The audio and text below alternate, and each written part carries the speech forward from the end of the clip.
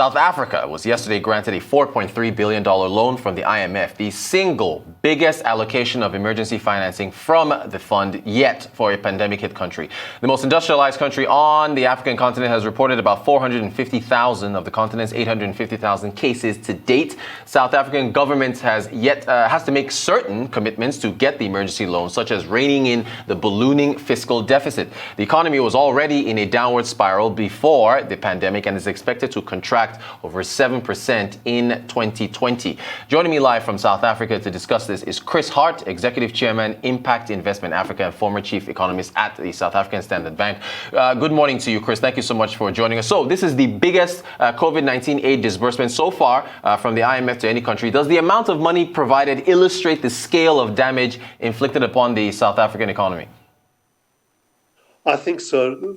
In South Africa, the problem is the private sector, essentially, the tax base has been closed down for an extended period. And you can see this in the mining numbers, down 50%, car sales, retail sales. All of these are showing signs that the economy actually may well contract by even more than 7.6% this year. I think a lot of the data we're seeing in the rearview mirror. Tax receipts are down, again, very significantly so. When the IMF is granting this loan, they expect South Africa to take measures to actually close that gap. And at this stage, the tax base is wounded.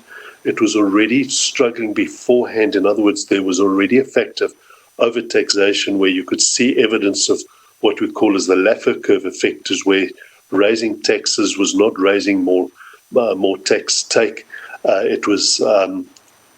It seemed to have plateaued.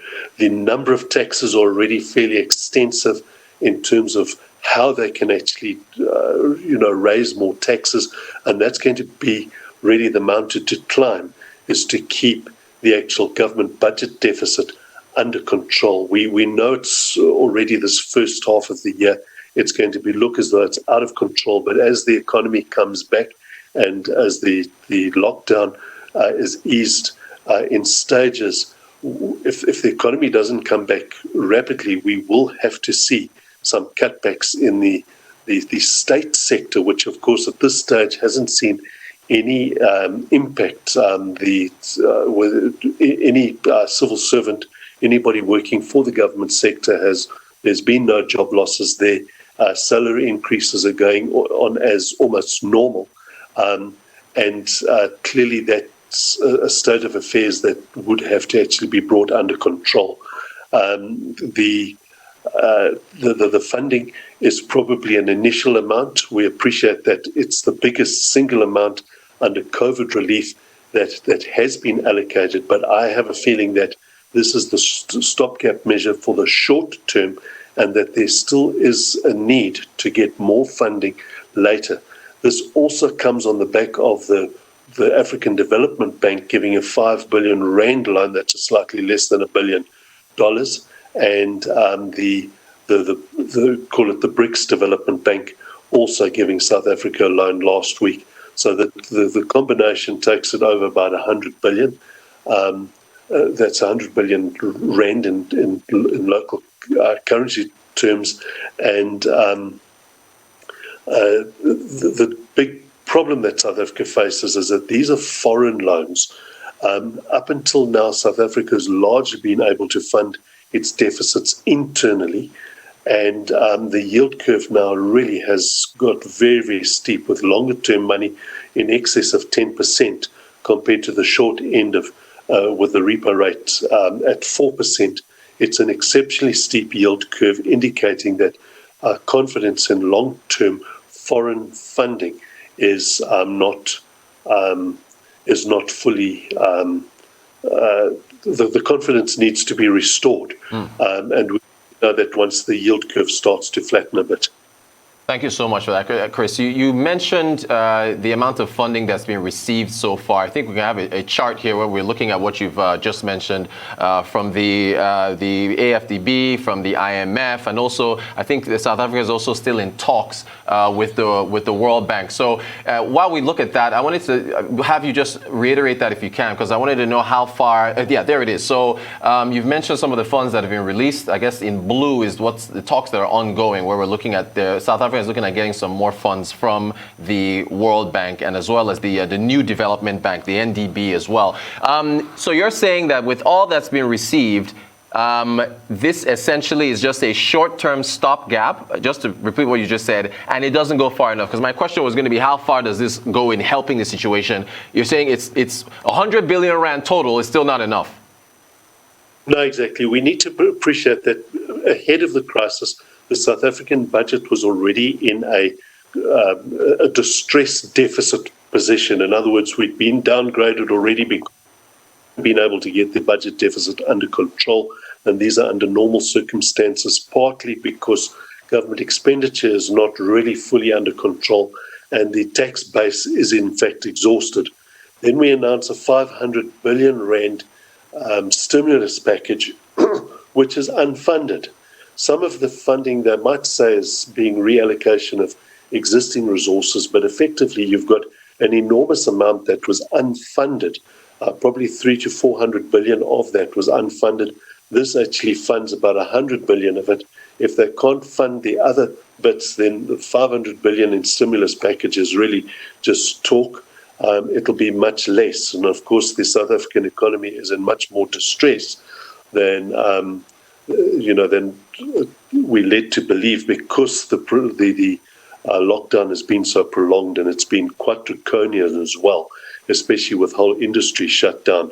So the job losses have been estimated in excess of 3 million. That's against 16 million working, and again, a normal unemployment rate of 30%. So this unemployment rate may well hit 50% or even higher, just as the trajectory of this pandemic, and not the pandemic itself, but the measures taken to counter the pandemic. And I've used the term Humpty Dumpty economy. It's almost like it's Humpty Dumpty has fell off the wall, and all the efforts subsequently to put it back together again may prove to be futile if we don't get a lot of these funds to the right places to actually support effectively the tax base that has taken the biggest brunt of the actual lockdown measures.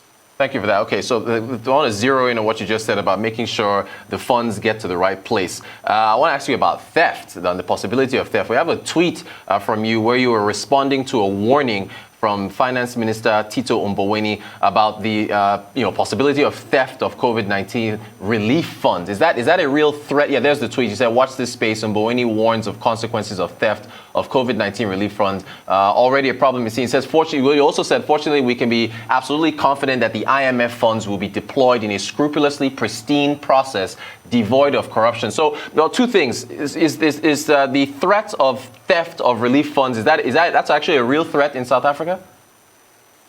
We suspect it's already underway. So I was being very, very, very, very sarcastic and ironic in that second statement, because I think the government has a very poor reputation of being custodians of funds. It seems like everywhere the government is actually handling money, there seems to be some, let's put it this way, questionable allocation or unexplained disappearances of money and that type of thing. And that's been a perennial problem. I call it the three ugly sisters South Africa was facing before the lockdown, and that was overtaxation, overregulation, and rampant corruption. And whereas the measures to lock everybody down, we've had the police, we've had the army deployed to keep people in their houses and make sure they comply with that. We haven't seen the same amount of enthusiasm and effort to actually clamp down on corruption. And that does affect investor trust. And the overtaxation, overregulation, and investor trust that is broken as a result of the corruption means that to actually attract capital back into the economy for its recovery is going to be difficult, and we need to actually see a change of thinking. But it looks like the government is doubling down on current policies rather than looking to be a more competitive destination to attract investment, which is going to be the critical factor on getting the economy going again. Excellent stuff. So I want to take a look at a portion of the IMF statement that was released after the money was disbursed. If we can put that up for our viewers here. They said once the pandemic is behind, there is a pressing need to ensure debt sustainability and implement structural reforms to support the recovery and achieve sustainable and inclusive growth. How long will that take, Chris, as far as the debt sustainability portion of that? And then, of course, how can South Africa manage the debt sustainability with all the borrowings that we've already talked about? And then what's the path forward for structural reforms whenever this pandemic passes? Well, in the absence of structural reforms, these look like words. They look like the same words that are used when we bail out South African Airways, that this time we're serious, we're going to actually, these are strict conditions and all the rest of it, but these strict conditions seem to not really, they don't seem to be fit for purpose. In other words, the abuse continues, and that's what we need to get under control. We are uncompetitive already in terms of the level of regulation and the actual level of taxes as well, especially for an emerging market. We've probably got one of the highest, if not the highest, tax burden in the world. If we look at the actual service delivery that results from the tax burden, and that just means that the country is uncompetitive to actually attract new investment, and we don't have sufficient capital formation domestically to compensate for a lack of inward investment taking place.